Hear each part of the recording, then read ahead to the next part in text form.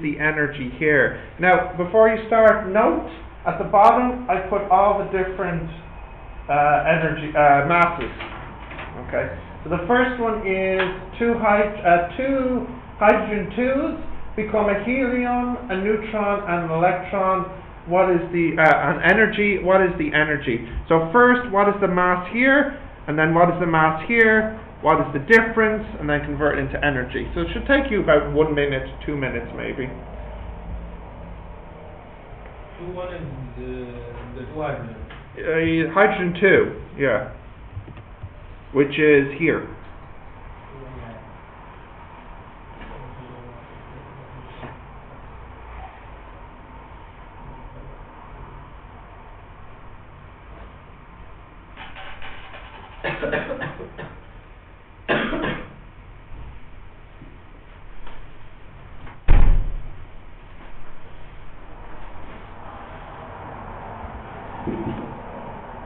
Can get by.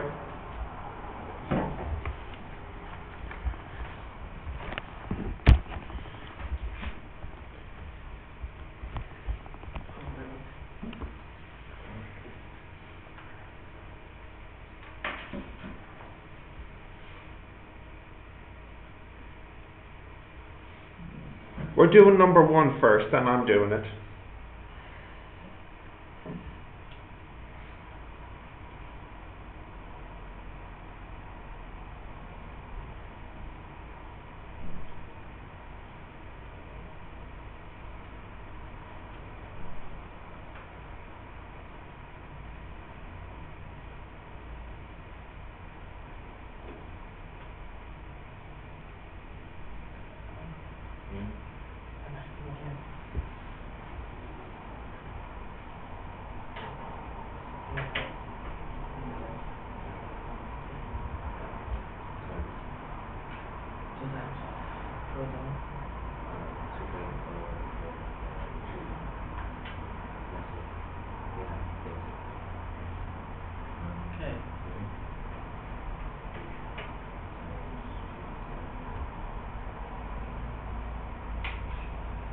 C0 with it.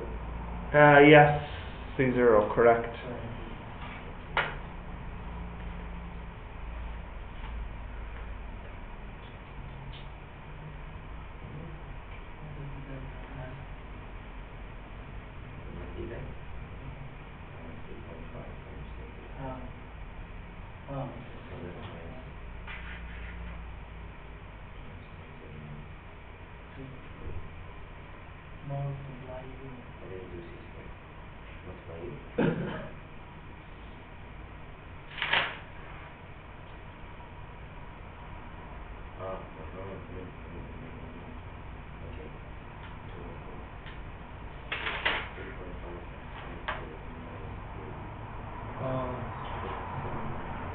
Forget to convert in kilograms.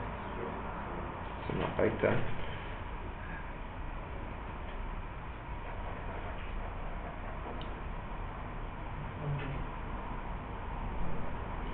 Okay, you got an answer there, Ian? Yeah. For energy? 5.2 times 10 to the minus 13 joules. Okay, no, we leave it as joules. Okay, let's have a calculation here. So, In the example, I don't need joules. it should say in the question, if not joules, it's fine. Right, what do we have at the beginning? We have, I think, 2, isn't it? 2 hydrogen 2. 01410, which is this. Then afterwards we have a helium and a neutron. So minus the helium minus the neutron. Where's the neutron? 1.00867. So this is what you should have gotten for the mass lost. Now, what do I do with this? Convert into kilograms by multiplying by 17, is it? No, 17 it was.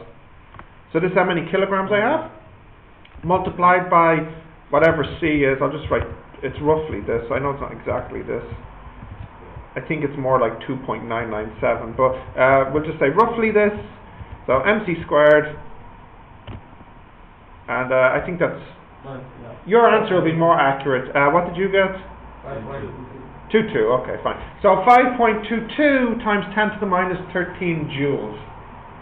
Pretty straightforward calculation for an exam question, yeah.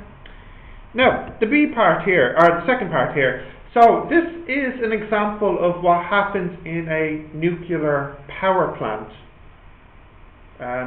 What you have is you have uranium, and you fire a neutron at the uranium, and the uranium becomes barium, krypton, 3 neutrons, and energy. So of course we want to basically, at the end of the day, know how much uranium we need for our power plant to power the city. So the first thing we'll do is we'll work out how much energy we can get per reaction.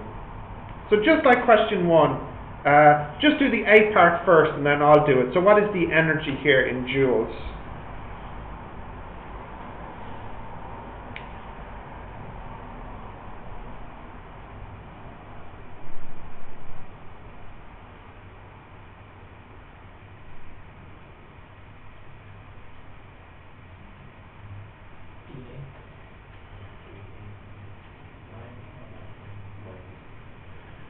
Oh, we have a calc. It's his, actually, I'm using it. Oh, right. He's supervising, is it? Yeah, he is.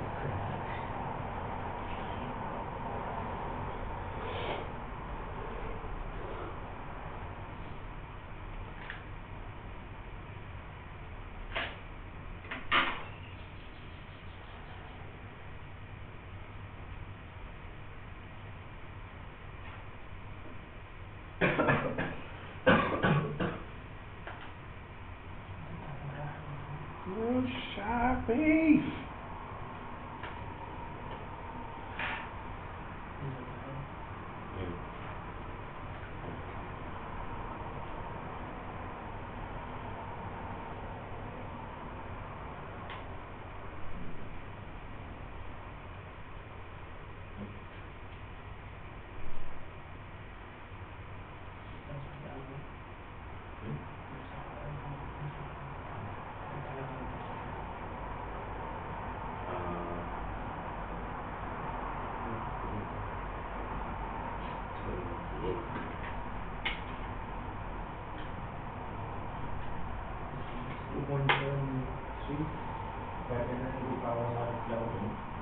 Sounds reasonable.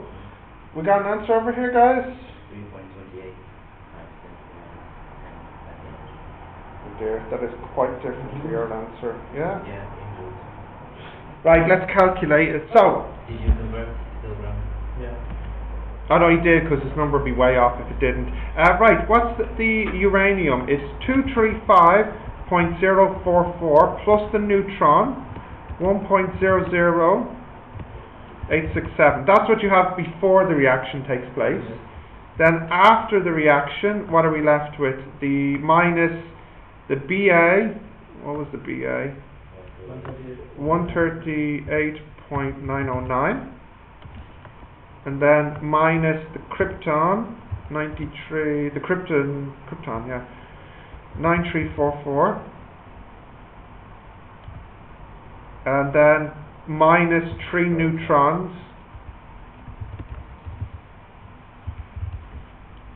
So this is the mass defect. Did you get this? So maybe Mir's right. So this is the mass defect. Let's convert it into kilograms.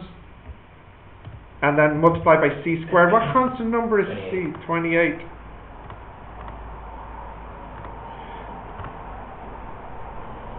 Congrats. So it's 2.74 times 10 to the minus 11. And you know your mistake is you left out the 3 neutrons. Okay. Yeah. Okay. Next one. Yes. Chemistry related one. Part B. how many moles are in a gram of uranium-235? Well, 235. The molar mass over molecular mass?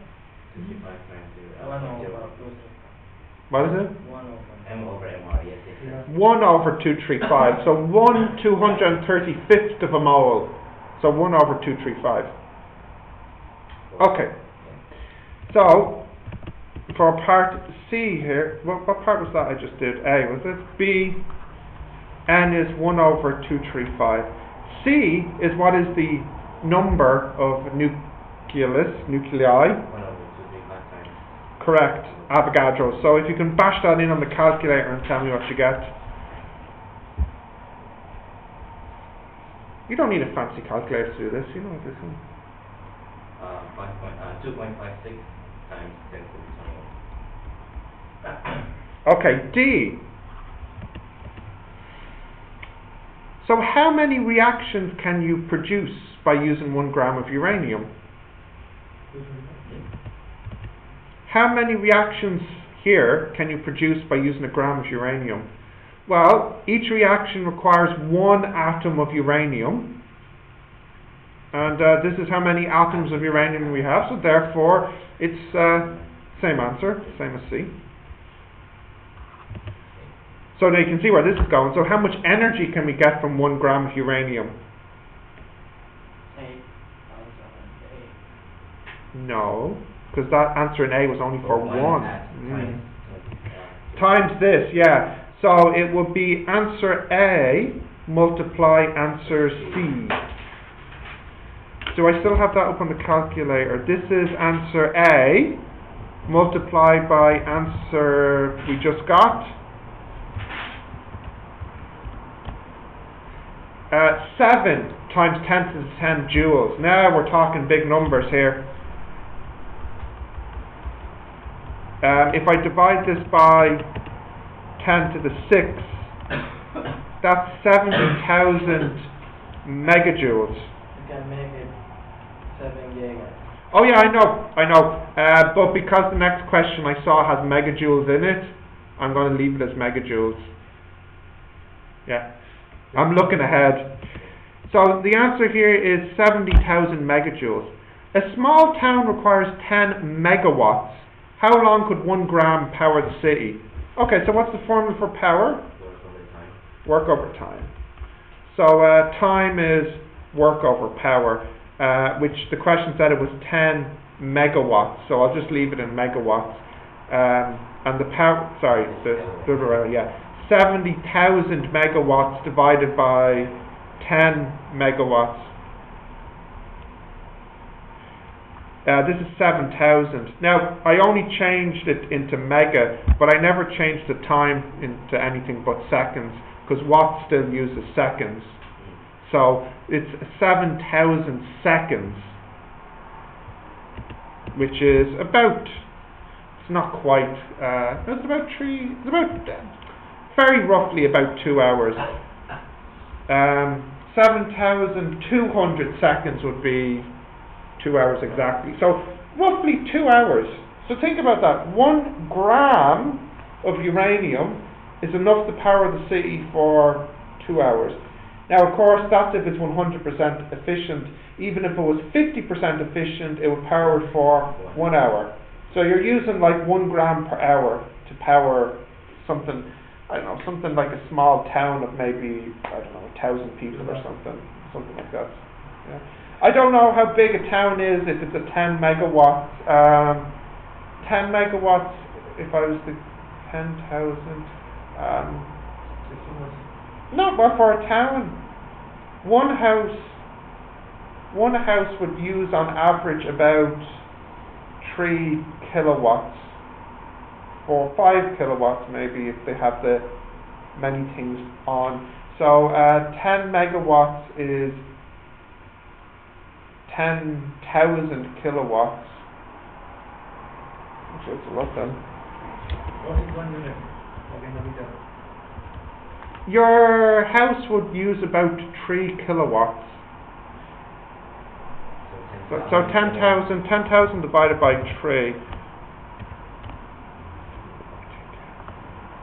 Okay, so about a town of 3,000 homes, which is about a town of 10,000 people. So about 10,000 people can run off of 1 gram per hour of uranium. Okay, so you can obviously see the advantage of nuclear power. But the disadvantage, which you can't see in this question, is it's extremely expensive form of energy production. Extremely expensive. So the only reason countries use it is so that they can be independent of fossil fuels, like France, for example. Most energy in your home is coming from a nuclear power plant. I'd say 90% of the energy in France for domestic use in a person's home came from a nuclear power plant. And I think this is more to do with government policy of being fossil fuel independent than actually the advantages of nuclear power. Because although it looks great, what you're not seeing, like I said, is the huge cost involved. Nuclear power plants are not cheap, whereas a coal power plant is cheap. Huh? Water plant is good too. Probably the best one. It's free, it's clean, it's free, it's cheap. Of course you have to maintain it, but I mean there shouldn't be too much to do. But of course you can only use water power plants if you have a water source nearby. So big country like France, I don't think they could. But you know, small country. Pakistan has a big river, doesn't it?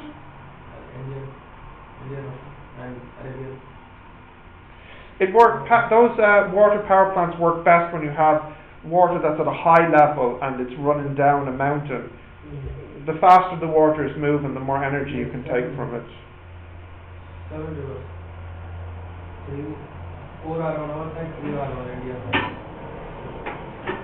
Yeah. Okay. Sorry, do you need to write any of this answer down? Maybe? No? You sure? Okay. Last one there, number 3.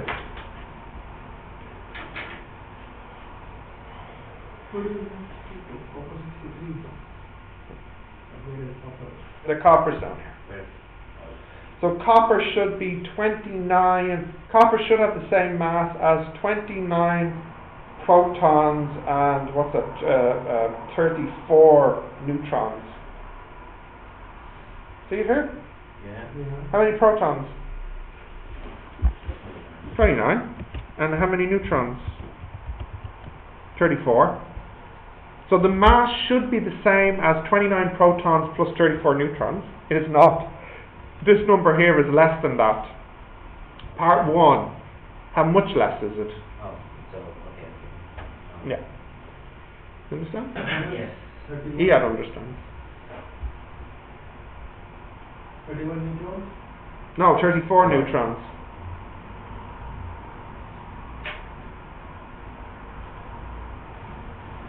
What is it?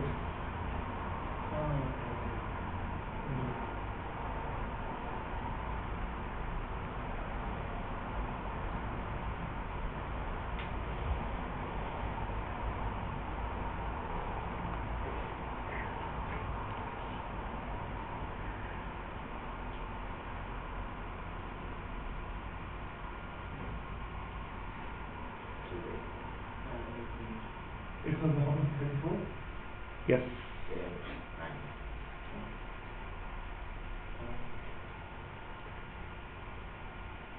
And it should be...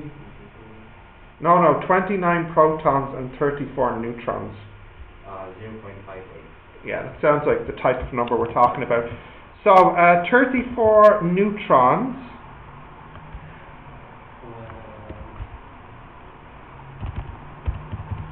plus 29 protons. Where's my proton?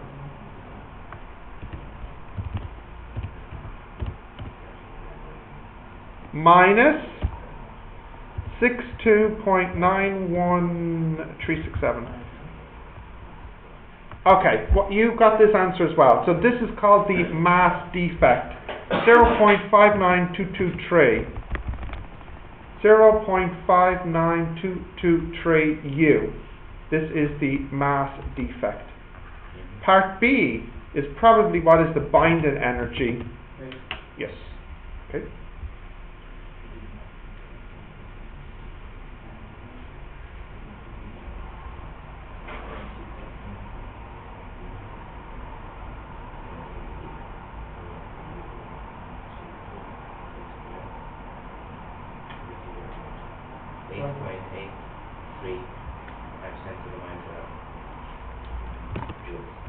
Right, so we'll multiply this by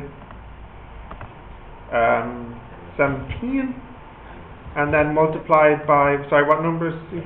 28. Yes, this is what you got, 8.84 times 10 to the minus 11, roughly. And then C is what is the binding energy. So the binding energy, what do I do with this number? Nucleons, yeah, which in this case is 63. So if I just divide this by 63. And also, it doesn't ask me to do this, but it's good practice to be putting these in electron volts as a more appropriate unit. So the average or before? both is fine to do.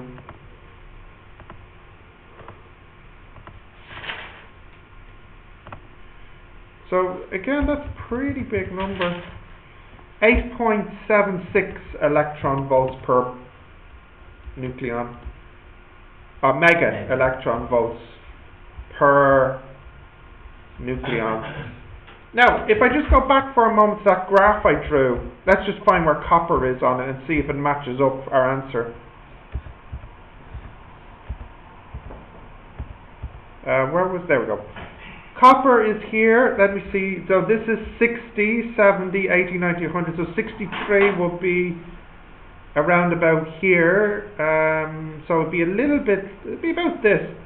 1, 2, these are going up in quarters. So from the graph, I'm getting roughly 8.25 mega electron volts. Not bad, 8.76. So this is the right number to be getting here. Yeah.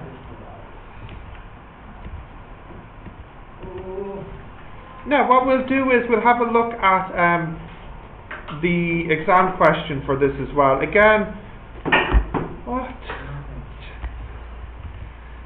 You don't like it when it's too difficult. You don't like it when it's too easy. No, don't like it. No, it is, yeah. No, I believe that. Right, let's go past papers.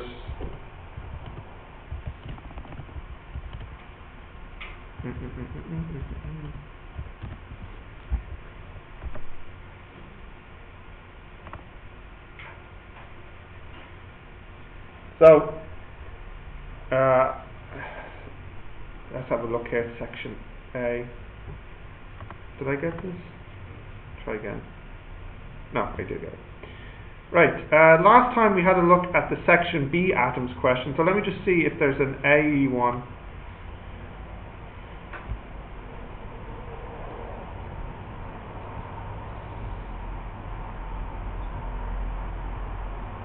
There usually is. The A1 this year is a lesson we still have to do. Here we go. Right, here's a good example of a section A question on the lesson we're doing today. So, what is the energy in joules? So I'm not sure if you were asking me what they say the units in the question, so here it's quite clear in joules. And they give you the formula. This is uranium plus a neutron becomes whatever SR and Xe are, I don't remember right now. This is Xeon? Neon? No. Anyways, this plus, it's neon, isn't it? No, and what's SR? Strontium. Huh? Strontium. Is it? Very good, okay. So, this is the equation, and what is missing here? The energy. So what are the steps to find the energy here? What do you do first? You get the mass defect and then multiply by c squared. Now before we start, let's just make sure we have everything. Do we have the mass of uranium? Yes. Neutron? SR? Xe? 2 neutrons? So like, not bad, right? Not bad. Again, you see why I say the atoms is the best question in the exam? Yeah, so see how quick you can do this one, please. Use all of the significant figures shown above in your calculation. Oh yeah, what this means, right, Huh? mere spot at this, use all the significant figures. So usually in the exam we're permitted to go with 4 significant figures in our calculations. However, because the numbers are so small in atoms, we're given a warning message not to round here and to use all the digits and not to round. And even in our answers, or Even in, no, in the answer, it's good if you don't round in the answer, but if you round to 3 in the answer, I'll give you the marks. But for the calculations, not allow it. It'll be too wrong if you do. Okay, try this. Should only take you a minute.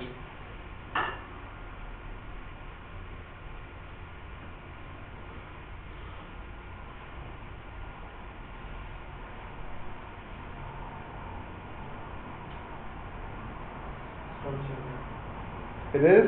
Very good. 2.95 You give me the final answer? times 10 to the minus 11 joules. Excellent. Let's see if we get that. Alright, so 235.0439 uranium plus a neutron minus 93.9154 minus 139.9216 minus 2 times 1.0087. So this is the mass defect. You probably got something similar. Yes. Times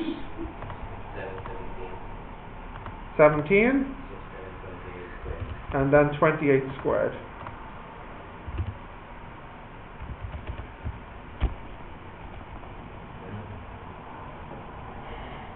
Come on, be good. Did you get this answer? Did you really? Okay. You got this? Yes. Good job. So, 4 marks.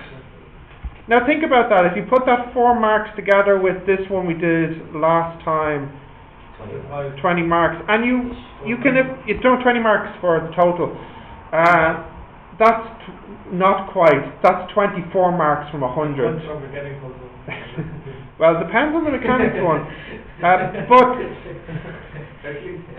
you should be getting full marks on the atoms question. You should be.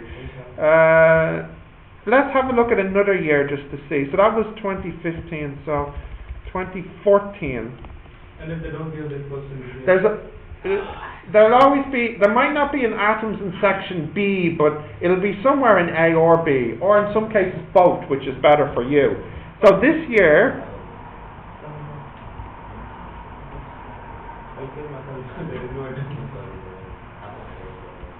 in this year, if I have a quick look, I can see that in section A, there is not an atoms question. This year. So I'd be very surprised if there isn't one in section B then. So let's have a look here. Mechanics, fields, waves. This is the atoms question this year. It's on a topic we haven't done. And here it is here. Okay. Now,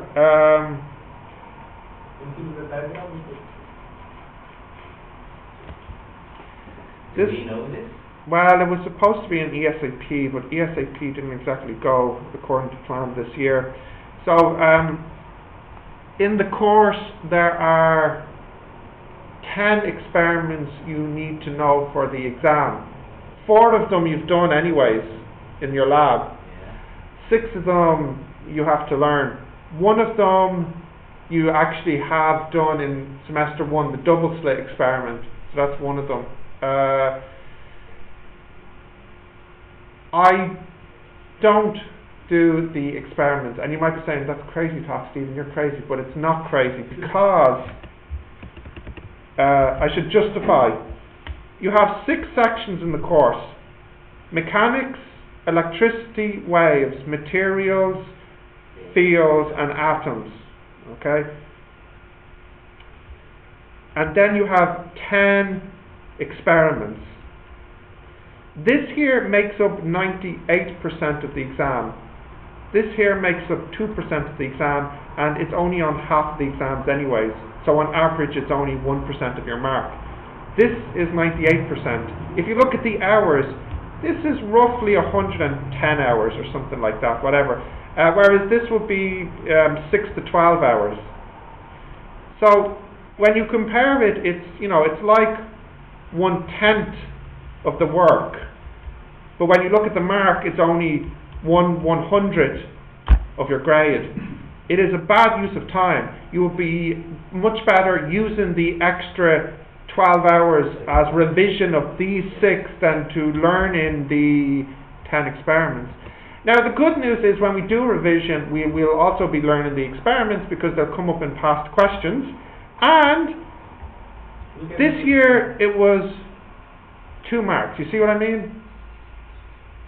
It's only 2 marks. So, I'm sure you know this about your subjects. There's some topics which are more important than other topics.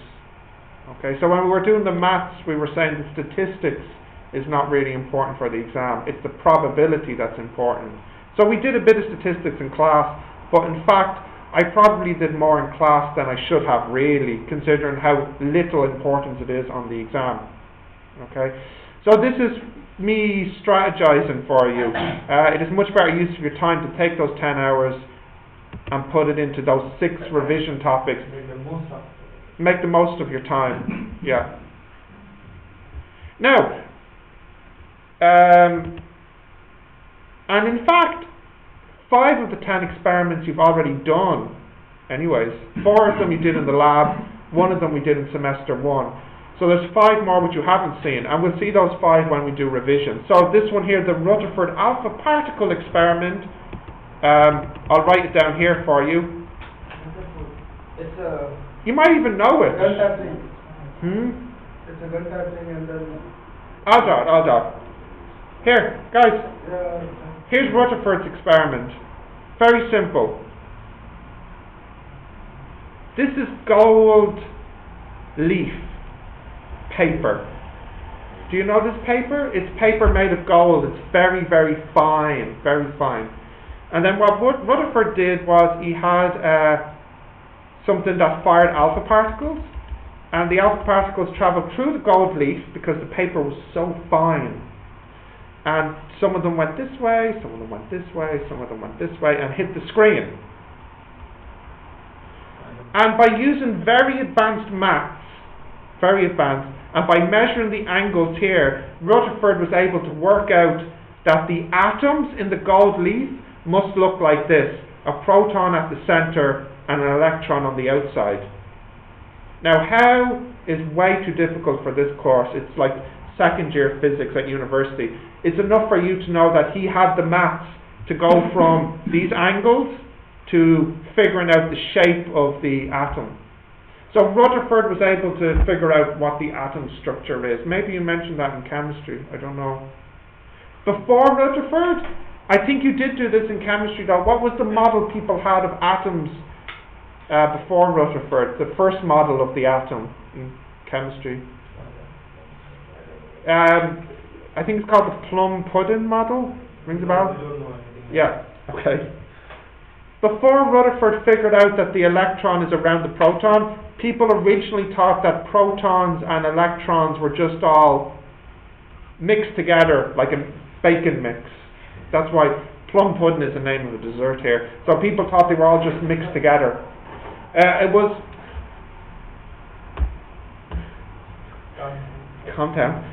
Rutherford who figured out from this experiment that the electron is orbiting the proton. Now, you probably want to draw this because we haven't done this. It's only 2 marks. Where did the 2 marks go? So you would definitely get 1 mark for saying about the... is that the door? No. You'll definitely get 1 mark for saying that the alpha particle is fired at 1 mark for the gold leaf paper. If I just draw this, right? Would they want a sentence? Explain. you could draw and explain, or just explain, but I feel that if you just drew, it might not be enough. The alpha particles are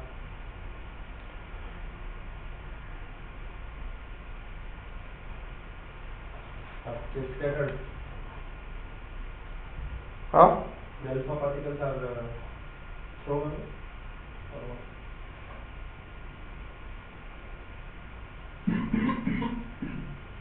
This is a person for this evening. What are you asking me? I'm asking the alpha particles are Scattered. Scattered is a verb that means change direction. Do you know this verb? no, but it's changing direction after the gold leaf. Yeah, exactly. The gold leaf scatters the alpha particle. So before Straight line. And Fired. Straight line. Did you draw this? Did you? Show me. Is it beautiful?